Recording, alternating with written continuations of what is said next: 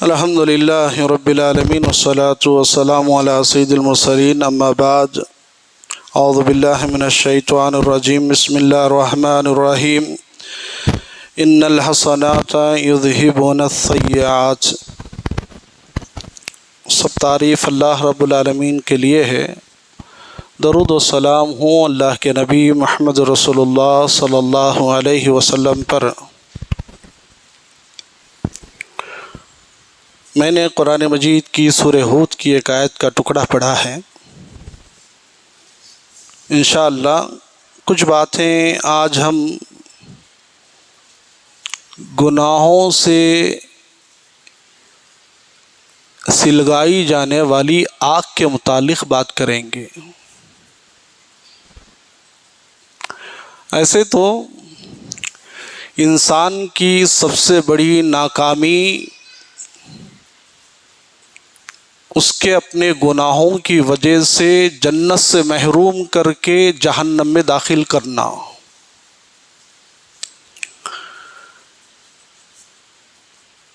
جہنم جس کے اندر کانٹے دار جھاڑیاں ہوں گی، پینے کے لیے پیپ اور خون دیا جائے گا، کھولتا ہوا پانی کے اندر اسے ابالا جائے گا۔ ایسے کئی عذابات ہیں، یہاں تک کہ اللہ تعالیٰ نے قرآن کے اندر ذکر کرتے ہوئے کہا کہ جہنم کا ایندھن انسان اور پتھر ہوں گے۔ دیکھیے، جہنم کے عذاب کے معاملے میں کئی باتیں آپ سن رہے ہوں گے، سنتے بھی ہوں گے۔ جیسا ہم سمجھتے نا جہنم ایسی ہے، ہمارے تصور سے بھی آگے ہے۔ اس لیے جنت کے بارے میں اللہ تعالیٰ نے کہا فَلَا تَعْلَمُ نَفْسٌ مَّا أُخْفِيَ لَهُم مِّن قُرَّةِ أَعْيُنٍ۔ ارے جنت کا کیا تصور کرتے ہو، جبکہ اللہ تعالیٰ کہہ رہے ہیں کہ تمہارے دماغوں سے، تمہارے دلوں سے بھی ہٹ کر وہ چیز ہے۔ تم جو تصور کرتے ہو کہ یہ نعمت ہوگی، تو اس سے بھی کئی گنا اللہ تبارک و تعالیٰ جنت کی نعمتوں کا تذکرہ کیا ہے۔ جہنم بھی ایسے ہی ہے۔ میں مطالعہ کر رہا تھا ترغیب و ترہیب۔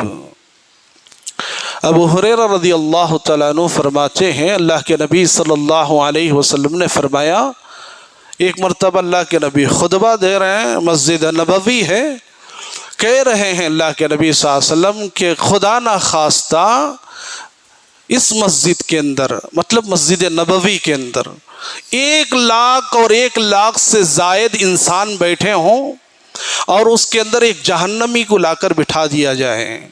کون فرما رہے ہیں؟ اللہ کے نبی صلی اللہ علیہ وسلم۔ ایک جہنمی کو لا کر بٹھا دیا جائے، اگر وہ جہنمی ایک سانس لے کر اگر باہر چھوڑ دے، اللہ کے نبی صلی اللہ علیہ وسلم فرماتے ہیں خدا کی قسم جو مسجد میں جتنے لوگ ہیں اس کی ایک سانس کی وجہ سے جل کر راکھ ہو جائیں گے۔ یہ جہنم کا عذاب ہے۔ اس کا تصور جو ہم کرتے ہیں اس سے کئی گنا ہٹ کر ہے یہ۔ ارے جہنم جب جہنم سے پناہ مانگتی ہے تو ہمیں کتنی مرتبہ روزانہ جہنم سے پناہ مانگنا چاہیے۔ آپ نے سنا کہ ایک فرشتہ مقرر کیا جاتا ہے رمضان کے پہلی تاریخ کو، پہلی رات کو، اس کا کام ہے یا باغی الخیر اقبل، اے خیر کے چاہنے والوں نکلو۔ یہ جو رمضان کا مہینہ آیا ہے یہ بابرکت مہینہ، فضیلتوں سے بھرا ہوا مہینہ ہے، اس کے اندر آ جاؤ نیکیوں کے لیے۔ یا باغی الشر، گناہوں کو چاہنے والے، گناہوں سے محبت کرنے والے، گناہوں کے دلدل میں ہمیشہ پھنسے رہنے والے، اب تو رک جا کیونکہ یہ مہینہ گناہ کرنے کا نہیں ہے۔ لیکن ہر اذان کے بعد ایک اور اذان بھی دی جاتی ہے۔ ہمارے کانوں میں صرف مؤذن کی اذان سنائی دیتی ہے، لیکن ایمان والوں کے لیے ایک اور اذان بھی سنائی دیتی ہے۔ سلسلہ احادیث صحیحہ کی روایت ہے، عبداللہ بن مسعود رضی اللہ تعالیٰ عنہ فرماتے ہیں ایک فرشتہ ہر اذان کے بعد پورے دنیا کے اندر ندا لگاتا ہے، آواز دیتا ہے۔ کیا آواز دیتا ہے؟ یا بنی آدم قومو، اے آدم کے اولاد کھڑے ہو جاؤ۔ کیوں؟ فَأَطْفِئُوا عَنْكُمْ مَا أَوْقَدْتُمْ عَلَىٰ أَنفُسِكُمْ، جو تم نے اپنے نفس کے لیے آگ سلگائی نا جہنم کی، اسے بجھانے کے لیے کھڑے ہو جاؤ۔ اپنے نفس کی چاہت کے لیے تم نے جو آگ لگائی ہے دنیا میں گناہوں کی وجہ سے، فرشتہ ندا لگاتا ہے مؤذن کے اذان کے بعد، اذان سن لی ہے کھڑے ہو جا، جو آگ تو نے سلگائی ہے گناہوں کی وجہ سے، یہ نماز جو تو آگ سلگایا ہے گناہوں کی وجہ سے، یہ نماز تیرے اس گناہوں کو سلگائی گئی آگ کو بجھاتی ہے۔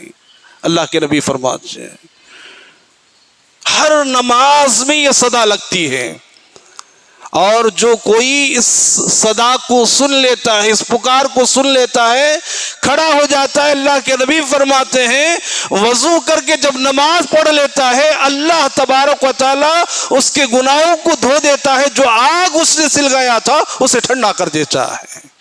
یہ اللہ کے نبی صلی اللہ علیہ وسلم نے فرمایا۔ ظہر کی اذان، مغرب کی اذان، عصر کی اذان، جو بھی اذان کہیں، فجر سے لے کر ظہر، عصر، مغرب، عشاء، پانچوں نمازوں کے اندر مؤذن کے اذان کے بعد ایک اور فرشتہ بھی اذان دیتا ہے، اے لوگوں جو تم نے گناہ کیا ہے اللہ کے لیے کھڑے ہو جاؤ، اس گناہ کی وجہ سے تمہاری آگ جہنم میں بھڑکائی جا رہی ہے، اسے بجھا لو نماز پڑھ کے۔ یہ اللہ کے نبی نے فرمایا۔ ارے ہمیں نماز کا خیال نہیں ہے، یہ فرض ہے، اور اللہ کے نبی صلی اللہ علیہ وسلم کی کئی ایسی احادیث ہیں۔ میں تو فرض نماز کی بات کر رہا ہوں، اگر نماز فرض ہم سے چھوٹ جائے تو ہم کافر بن جائیں گے۔ کیوں؟ میں حدیث سناتا ہوں، یہ بھی سلسلہ حدیث صحیحہ کی روایت ہے۔ اللہ کے نبی صلی اللہ علیہ وسلم فرماتے ہیں ایک مسلمان جب نماز کے لیے کھڑا ہو جاتا ہے، کیا کہہ رہے ہیں اللہ کے نبی؟ ایک انسان نماز کے لیے کھڑا ہو جاتا ہے؟ نہیں، جب ایک مسلمان نماز کے لیے کھڑا ہو جاتا ہے، جیسے ہی وہ قیام کرنا شروع کرتا ہے تو اللہ کے نبی صلی اللہ علیہ وسلم فرماتے ہیں اس کے گناہوں کی پوٹلی اس کی گدی پر لا کر رکھ دیا جاتا ہے۔ اللہ اکبر، تصور کرو تھوڑا، اس کے گناہوں کی پوٹلی کو اس کی گدی پر لا کر رکھا جاتا ہے۔ جب رکوع کرتا ہے، جب سجدہ کرتا ہے تو اللہ تبارک و تعالیٰ اس کے گناہوں کو دھوتا ہے۔ اسی لیے ایک اور حدیث سلسلہ احادیث صحیحہ کے اندر اللہ کے نبی صلی اللہ علیہ وسلم فرماتے ہیں اللہ تعالیٰ کئی جگہ پر قرآن میں کہا ہے وَأَنَّ اللَّهَ شَدِيدُ الْعَذَابِ، اللہ کا عذاب بڑا سخت ہے میرے بھائیوں۔ جب اللہ عذاب دینے پر آئے اسے کسی کی پرواہ نہیں ہے۔ ہم اللہ کے محتاج ہیں، اللہ ہمارا محتاج نہیں ہے، ہماری نیکیوں کا محتاج نہیں ہے، ہمارے نمازوں کا محتاج نہیں ہے، ہمارے روزوں کا محتاج نہیں ہے، ہمارے قیام اللیل کا محتاج نہیں ہے، ہماری دعاؤں کا محتاج نہیں ہے۔ ارے اللہ تعالیٰ تو بے نیاز ہے، اللہ رحم کرنے والا، لیکن ہمارا معاملہ، ہم اللہ پر احسان کر رہے ہیں نماز پڑھ کے۔ انسان 5 وقت کی نماز پڑھتا ہے تو متکبر بن جاتا ہے، 4 کے سامنے اعلان کرتا ہے آج میں نے 5 وقت کی نماز پڑھی ہے۔ کس پر احسان کر رہا ہے؟ یہ تیرے اوپر احسان ہے، اللہ پر نہیں ہے۔ یہ تیرے جنت میں جانے کا سبب ہے، جہنم سے بچنے کا سبب ہے۔ اسی لیے اللہ کے نبی صلی اللہ علیہ وسلم فرماتے ہیں اگر کوئی انسان ظہر سے پہلے 4 رکعت سنت، ظہر کے بعد اگر 4 رکعت سنتیں پڑھ لیتا ہے تو اللہ کے نبی صلی اللہ علیہ وسلم فرماتے ہیں حرمہ اللہ علی النار، اللہ تعالیٰ اس پر جہنم کی آگ کو حرام کر دیتا ہے۔ کتنی بڑی دولت ہے، معلوم ہے؟ یہ انسان کی زندگی کے اندر یہ دولت اگر کسی کو مل جاتی ہے تو بڑا خوش نصیب ہے۔ اسی لیے تو کہا گیا سب سے بڑا کامیاب انسان وہ ہے جسے جہنم سے بچا لیا گیا، سب سے بڑا کامیاب انسان وہ ہے جسے جنت میں داخل کر دیا گیا۔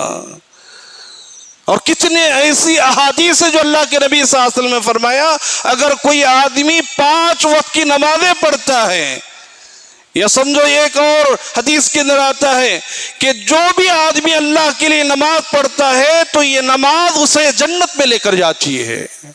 تو انسان کے لیے ضروری ہے کہ نیکیاں بٹورے، نیکوں کو ہاتھ سے جانے نہ دیں۔ آج بہت سارے لوگ کہہ رہے ہیں کہ مولوی صاحب بارش نہیں آ رہی، دعا کرو۔ میری دعا قبول نہیں کرے گا اللہ تعالیٰ، کیوں کرے گا؟ ہم گناہ کریں اور کوئی دوسرا آ کر آپ کے حق میں دعا کرے؟ پہلے ہم اپنے حق میں گناہوں کی توبہ کریں، معافی مانگے، اے اللہ ہمارے گناہوں کو معاف کر۔ ارے بارش مانگنے سے پہلے اپنے گناہوں کی طرف رک کر کے دیکھ، تو نے کتنے گناہ کیے، کتنے لوگوں کا تو نے حق مارا ہے۔ زندگی کے اندر صرف نیک اعمال اللہ کے لیے عبادتیں کرنا ہی کمال نہیں ہے، معاملات کے اندر بھی ہمارے حقوق صحیح ہونا چاہیے۔ میں کہنا یہ چاہتا ہوں کہ اللہ کے لیے آپ نماز ایسی پڑھیں کہ نماز کے بعد آپ توبہ کریں، استغفار کریں، گڑ گڑائیں، روئیں، اور جب جا کر اللہ تعالی ہمارے اوپر رحم کا معاملہ فرمائے، رحمت کی بارشیں نازل کرے گا۔ کتنے بے چین ہیں ہم لوگ۔ آج ظہر کی نماز پڑھ کر میں مسجد سے گھر جا رہا ہوں، پیچھے سے گدی پر جو دھوپ لگی نا، گرمی کی بھاپ، اللہ اکبر کیا کڑک دھوپ ہے۔ کبھی احساس کرو کہ یہ دھوپ کتنی سخت ہے ہمارے اوپر۔ توبہ کرو میرے بھائیو، گناہ سے معافی مانگو، اللہ تعالیٰ سے معافی مانگو، نیکیاں زیادہ کرو، کیونکہ جو آیت میں نے پڑھی نا کہ اللہ کیا فرماتے ہیں، نیکیاں کرو گے تو اللہ تبارک و تعالیٰ تمہارے گناہوں کو مٹا دے گا۔ اب کون سی نیکی گنوائیں؟ میں نے تو صرف نماز کی بات کی ہے، ایسے کئی نیکیاں ہیں۔ بس میں کہنا یہ چاہتا ہوں کہ اللہ کے لیے آپ نمازیں پڑھیں، اپنی اولاد کو نمازی بنائیں۔ کتنے لوگ ہیں باپ مسلمان ہے بیٹا کافر ہے، ماں مسلمان ہے بیٹی کافر ہے۔ کیوں؟ ماں نماز پڑھتی ہے بیٹی نماز نہیں پڑھتی، باپ نماز پڑھتا ہے بیٹا نماز نہیں پڑھتا ہے۔ کیا وہ حدیث آپ نے نہیں سنی؟ من ترک الصلاۃ متعمدا فقد کفر، جان بوجھ کر ایک وقت کی نماز اگر چھوڑتا ہے وہ کافر ہے۔ اور اللہ کے نبی صلی اللہ علیہ وسلم کی حدیث پر 1,00,000 سے زائد صحابہ نے فتویٰ دیا ہے، وہ کافر وہی کافر ہے جو عام کافر ہے۔ ہم کیا سمجھ رہے ہیں مسلمانوں میں بھی کافر نہیں، بتوں کا پوجنے والا اور اللہ کا انکار کرنے والا، آخرت کا انکار کرنے والا جیسا کافر ہے، ویسے ہی نماز کا انکار کرنے والا بھی کافر ہے۔ ہم کیا دیکھتے ہیں ہمارے اندر، ہماری زندگی کے گھرانے کے اندر اگر دیکھ لیں، صرف گھرانوں کے اندر دیکھ لیں، ہماری ایک اولاد مسلمان ہے تو ایک اولاد کافر ہے، ہماری ایک اولاد مومن ہے تو ایک اولاد کافر ہے، مشرک ہے۔ اللہ تعالیٰ قرآن مجید کے اندر فرماتا ہے اقیم الصلاۃ، نماز پڑھو، ولا تکونوا من المشرکین۔ کیا کہہ رہے ہیں؟ نماز پڑھو ورنہ تمہارا صف کہاں بنایا جائے گا؟ مشرکوں کے اندر، تمہیں مشرکوں میں شمار کیا جائے گا۔ ہم کیا سمجھ رہے ہیں؟ نماز نہیں پڑھنے والا کافر، نماز نہیں پڑھنے والا مشرک۔ قرآن کہہ رہا ہے نا، حدیث کہہ رہی ہے اللہ کے نبی صلی اللہ علیہ وسلم۔ تو ضرورت یہ ہے کہ ہم اپنے آپ کو نمازی بنانے کے ساتھ اپنے اہل و عیال کو، اپنی اولاد کو، اپنے کنبہ قبیلے والوں کو، اپنے دوستوں کو، اپنے اڑوس پڑوس کے لوگوں تک پہنچائیں۔ میرا پڑوسی مسلمان ہے نماز نہیں پڑھ رہا ہے، کل قیامت کے دن تمہارا گریبان پکڑے گا، یہ نماز جاتا تھا مجھے نہیں بلاتا۔ تو اللہ کے لیے میں کہنا یہ چاہتا ہوں، اگر کہنے بیٹھوں تو بہت ساری، میں جب عنوان تیار کرتا ہوں ہزاروں عناوین میرے سامنے آ رہے، میں کس پر بولوں، ان کے سامنے کیا بولنا ہے، مجھے پریشان ہو جاتا ہوں ایک ایک عنوان بنانے میں۔ کیوں؟ حالات اتنے بگڑے ہوئے ہیں، میں ایک گناہ کی تذکرہ کروں تو دوسرا گناہ میرے سامنے ہے، میں ایک نیکی کا تذکرہ کروں تو دوسری نیکی میرے سامنے ہے۔